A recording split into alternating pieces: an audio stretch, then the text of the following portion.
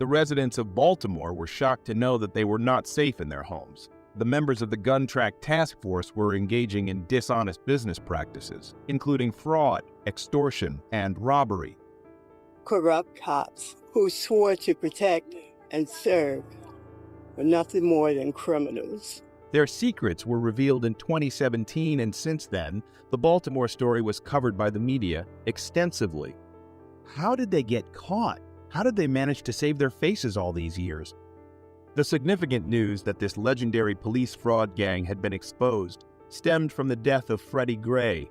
Given that Freddie died unexpectedly while in police custody, the Baltimore police station was under investigation. To find out how Freddie died and what caused it, an investigation was carried out. According to the inquiry report, 6 Baltimore police officers were involved in the arrest of Freddie Gray. He was caught selling drugs when he was detained. He was dragged to the police van, where they locked the door. But the fact that they disregarded safety precautions and endangered Freddie's life is what went wrong.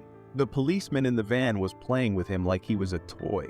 He was treated inhumanely and subjected to terrible torture. He was prohibited from using a seatbelt, and his wrists and feet were bound. He was not permitted to have any type of basic safety equipment. His spinal cord and neck were seriously hurt. He was unable to withstand the torture and passed away a week later as a result. There was something strange about the police officers. Therefore, the Department of Justice decided to look into it further. Rod Rosenstein of the DEA decided to investigate and expose this terrible tale. These 6 officers were accused of manslaughter for having little compassion for Freddie, knowing that the police force they had blindly trusted could do something terrible, shocked the public. This top-notch police unit was comprised of Thomas Allers, Momadou Gondo, Jamel Rayam, Evodio Hendricks, Maurice Ward, Marcus Taylor, Daniel Herschel, and Wayne Jenkins. Everyone paid attention to Wayne since he was the leader. Wayne Jenkins was the worst law enforcement official there has ever been. The GTF was run by him, and he was in charge. You can refer to him as the mastermind. The Gun Track Task Force was uncovered in 2017 by a unit member who confessed to his crimes on a video that the DEA heard. Gondo was in touch with the narcotics gang. The investigators' discovery of the crucial clue that caused them to begin to question the police officers marked this moment as the pivotal one. Gondo's confessions were all recorded by the DEA. He disclosed his involvement in drug sales and use. The DA was surprised when he subsequently detailed other crimes in which he had participated. These police officers have committed a seemingly endless number of crimes. They had a good plan that they followed exactly every day without fail. The drug dealers were their major focus. They would target and torture these individuals. All the narcotics would be removed and sold again. They made more money from this than they could have as a police officer. They go looking for drug dealers to extort drugs and cash from every day. They lack any emotional attributes that a person should have, along with any sense of professional responsibility for the work they conduct as police officers. The only thing they cared about was gathering more drugs to sell. They will make a significant amount of money from this. They did not shoot other individuals with the illegal guns they carry, but instead unintentionally planted explosives on them. They could then detain anyone in possession of an unauthorized firearm. These officers were brought before the court to make confessions after being apprehended. Hearing about all the crimes these officers committed in a short amount of time startled the jury. Wayne once observed some men robbing a drugstore with the assistance of other officers. They valiantly put an end to the robbery, but they were not acting alone. They kept up the robbery and took drugs from that location. After plundering the business, they sold the drugs to additional drug dealers. Through that, they became very wealthy. A prominent drug dealer suspect's house was searched without warning after they stole his house keys. Then they went ahead and made off with $100,000 from there. They used to indiscriminately drive cars at high speeds in a crowd of people, exhibiting a cruel mentality. These policemen hunt people who flee for their life before arresting them. By carrying out such awful deeds, they feel strong and joyful. They fitted illegal tracking devices in the cars of narcotics dealers to follow them. The police officers would be able to find out where and when these drug sellers will be using this equipment. The cops from the GATF either raid their residences or steal their drugs and cash. They committed all of these acts over the last 3 years without anyone even suspecting them. They discriminated against and held a negative attitude towards black people. Throughout this brief time, they stole somewhere around $300,000. They stole 7 pounds of cocaine during these 3 years. From the narcotics sellers, they also took 43 pounds of marijuana. In addition to this, they converted the proceeds from the sale of pricey, one-of-a-kind jewels into cash. According to their respective portions, they divided up the entire sum of money and spent it all on themselves. A group of police officers could not possibly have committed such heinous atrocities while on duty. The court could not believe it. They received a sentence of 112 years. They must serve that sentence in prison. Jenkins, the chief of the GITF, received a particularly lengthy sentence because he was the perpetrator of all of these crimes. Jenkins is currently serving a sentence of 25 years in a Kentucky prison. These policemen's crimes had a significant impact on the Baltimore Police Department. Both the general public and other departments must come to trust them. Others now view them with contempt, since what this policeman did was unjustifiable. The HBO miniseries with that title is called We Own This City. The Baltimore incident served as inspiration for the producers, who turned it into a miniseries and showed it to the audience. Even among female police officers, there are nasty ones. Let's witness the account of a female police officer who was deceived by love and wealth. A female police officer named Antoinette Frank and her boyfriend Rogers Lacaze committed a terrible crime together. The horrifying murder occurred on March 4, 1995, stunning the residents of New Orleans. Together with her family, Chauveau managed her restaurant. They made a substantial fortune through their family business, Kim Ainge, to watch after their business. They had enlisted Ronald Williams as a part-time security guard. In his spare time, Ronald works there. He used to be a police officer when Frank and her boyfriend, a drug dealer, stormed into the restaurant and demanded money. Chauveau called Ronald to the dining room to give his wages. Frank began threatening Chauveau and her brother. Ronald tried to intervene to defend the siblings, but Frank's lover shot him. She panicked since Frank hadn't anticipated things to go worse. Chau and her brother hid in the walk-in fridge as Frank turned around to hunt for her companion. The older siblings, Kuang and Ha Vu, were cleaning the restaurant when the incident occurred. Frank questioned them over the money, but Chau had hidden it in the microwave. She shot the 2 older siblings as soon as Frank discovered the money. Both of them received death sentences after being tried in court. Frank was transferred to a Louisiana prison for women. Do you believe there are other officers like this in law enforcement? Do you anticipate a repeat of this incident? Let us know in the comments. A succession of events took place in silence, revealing a network of deceit and criminality. Charlene, a member of the prison staff, started it all when she had an affair with an inmate. Charlene lost her job and could face legal consequences because federal law prohibits any sexual interactions between prison employees and inmates. A zero-tolerance policy against sexual assault in prisons was instituted after this occurrence. Called our 911, called her back, and she said then that he had a gun. They were asking them to leave. So I don't know anything since then. Okay. So nobody's here has been injured? No, that's what I told him when I called. He told me that he goes and help her. At the same time, a frightening event took place in a residence. Authorities entered the building and found evidence of a fight in various locations. They found Kelly's motionless body in the kitchen, surrounded by evidence suggesting she had been murdered. The police had a quick and easy time zeroing in on William as their main suspect. Which house? This house right here. Has anybody confirmed? We have not confirmed. We just pulled up, just got what she stated. All right, has anybody been in? No, we just pulled up. He's saying you're saying he called you. Yeah. Can we get anybody to the door? Where is he at? We're having a approach. All right, but I want to make sure he's not in here with a gun. Kelly was a paramedic in Columbus, Georgia, who often went out of her way to help those around her. Those that knew her admired her, but Kelly kept a secret from everyone.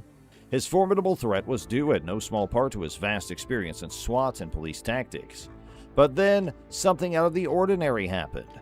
The police were notified of Williams' car accident by phone call.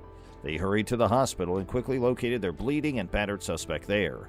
After William was released, the official investigation began in an interrogation room.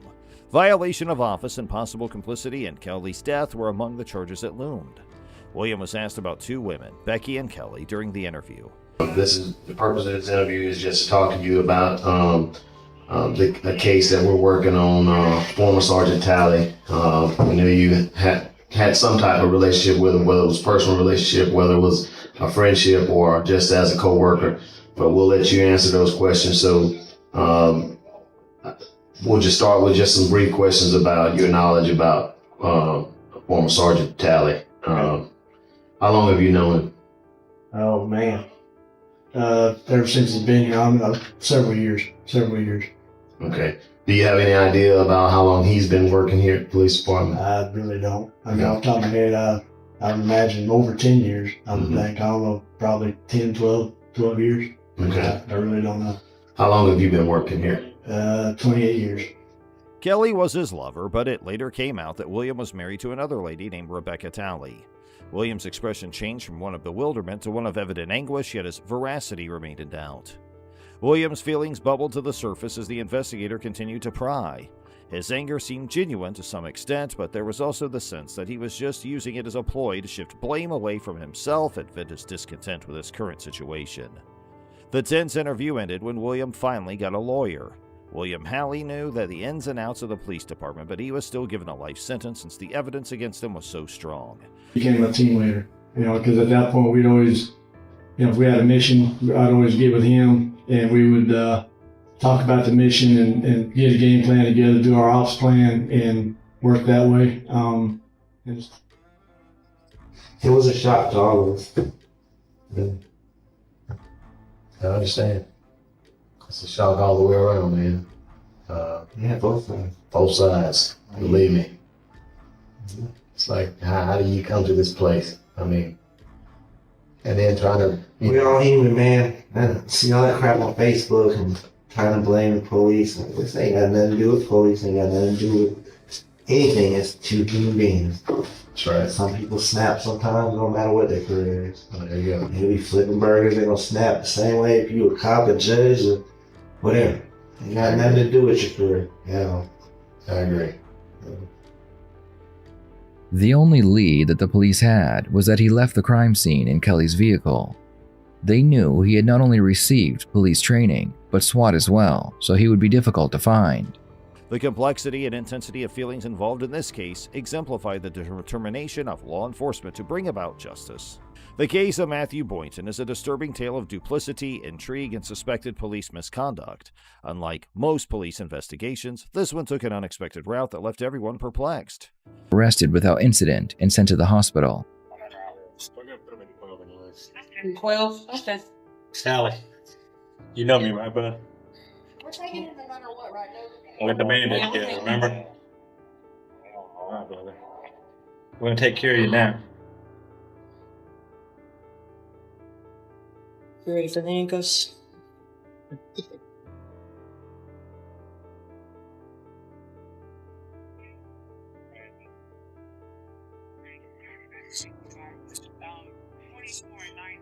After William was cleared at the hospital, he was put into an interrogation room. Hey, man. Want some water? Sure. A cup of coffee? You sure? Well, we got a bottle of water here just in case you need it.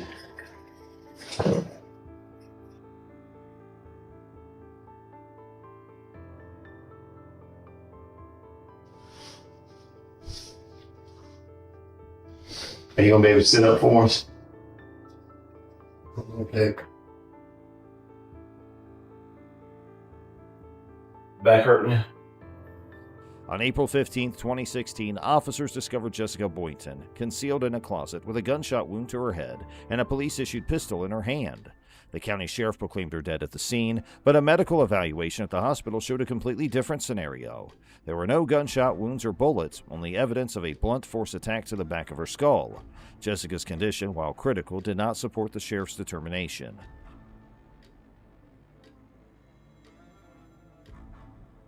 You know how long you been in the hospital? Days. Days. Yeah. All right. Well, I'm here to tell you, I'm not your judge, man. Okay. I'm not your judge. But we brought you over here. Hopefully, we can get a better understanding of maybe what happened on Saturday, Sunday, and hopefully, we'll get your side of that, and you can kind of help shed some light on what happened out there. Okay. And maybe some of the events that might have led up to this. All right. But before we do that, we got all your information written down here on advice for rights form. You got a bachelor's degree, right? All right. And so we're going to evaluate your rights, and then we'll kind of go from there. Okay. Matthew Boynton, a key figure in this confusing case, emerged as a leading suspect. He stated he received a text message from Jessica indicating she was thinking about suicide. He contacted the police after hearing 2 gunshots from their residence. During the police interview, however, Matthew's discrepancies became apparent. When questioned about a bag containing Jessica's personal stuff, his dishonest actions became clear. Matthew's long and rambling response to a basic question concerning the bag indicated to the police that he was not telling the truth. The detectives had suspected him of hiding something before, but now they were convinced. This bag, which contained Jessica's clothes and was discovered in Matthew's possession, proved that he had lied under oath. Read this bottom portion, and if you're able to, when I finish up, if you would just initial on these lines saying you understand, if you're able to, and then sign it for me. The bottom portion is a waiver of rights. Says, I have read or have had read to me the above rights, and I understand what my rights are. I am willing to make a statement and answer questions without having a lawyer present at this time. I understand and know what I am doing. No promises or threats have been made to me, and no pressure or coercion of any kind has been used against me. Can I ask what my charges are? Yeah, right now you're charged with murder. You're charged with violation of oath of office, and you're charged with possession of a firearm during the commission of a crime. The bag theft may seem little, but exposed Matthew's credibility issue. Most of his information may be false if he lied about that. He resigned from the police after confessing to taking the bag and lying under oath. The assault on Jessica and that sad night went unresolved, darkening the case. Matthew was never charged with these major crimes, creating police corruption accusations. The county sheriff, his grandfather, had initially declared Jessica dead at the scene, raising his suspicions. The head trauma erased Jessica's memory, therefore the night's events are unknown. This story is a disturbing reminder of power abuse and unsolved questions. Well, I can tell you who, if we can get started there. And it is Kelly.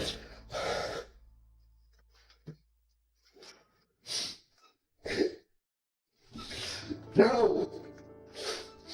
Don't do that. No! No! Tally, come on. Tally. Bill.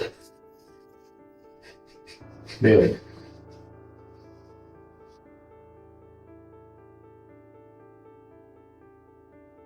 No! No! A small, poorly lit interrogation room was tense. Stephanie Eileen Lazarus, a former top detective, sat across from 2 others, anxious. This strange and unnerving dialogue took place in a chilly, calculated interrogation room. The detectives, aware of Stephanie's background, had deceived her into working on a confidential investigation. They promised her the interrogation room was the safest location to talk. Stephanie, plainly uneasy, fidgeted and looked around. Here, let me get you nasty. Bill. Bill, no. Stop, Bill. Relax. Bill, stop. Relax. I'm not here to judge, man. Just stop. Just stop. Here, you want some water? I think you need to have a sip of water. Relax. Stop.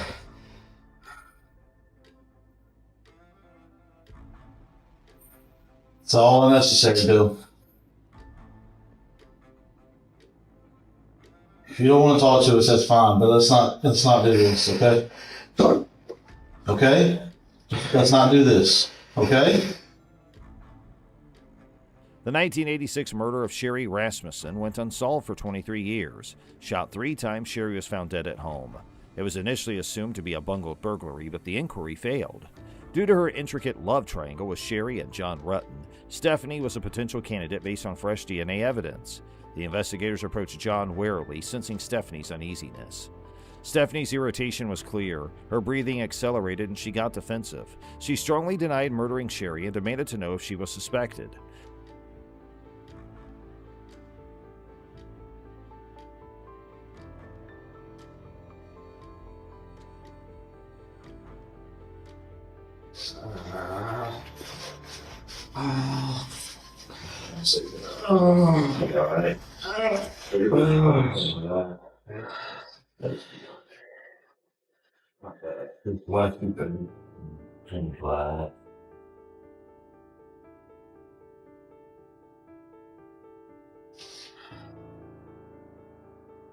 Billy, you don't want to talk to us?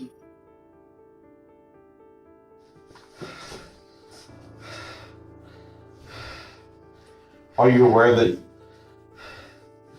you have an attorney representing you or not? Nobody's talking to me about anything. Okay.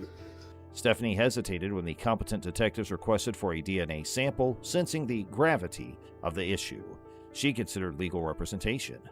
The investigators arrested her after gathering enough evidence during this tense conversation, despite her brief cooperation.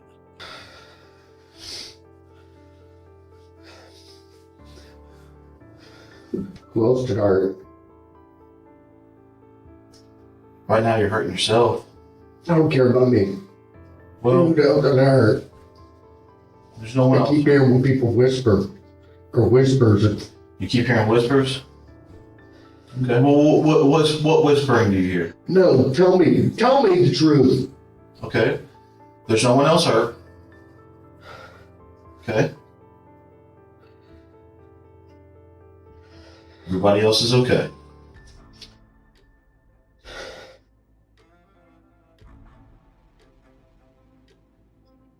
Kelly's dead. Yes.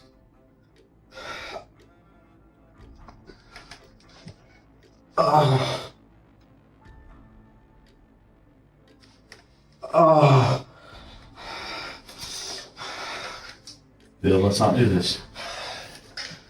Take me back to jail. Take you back to jail. Take me back to jail. All right.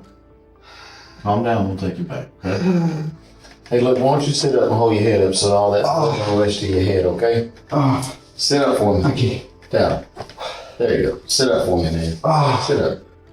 You got all that blood rushing down to your head. You know better than that, okay? Relax. Relax. Months later, the courtroom would host this twisted drama's finale. Stephanie Lazarus was tried for murdering Sherry Rasmussen. The verdict was damning. First-degree murder. After 2 decades of hiding her guilt, Stephanie was sentenced to 27 years. The end of a famous investigator who had escaped justice for too long began with this weird and unsettling interrogation room showdown.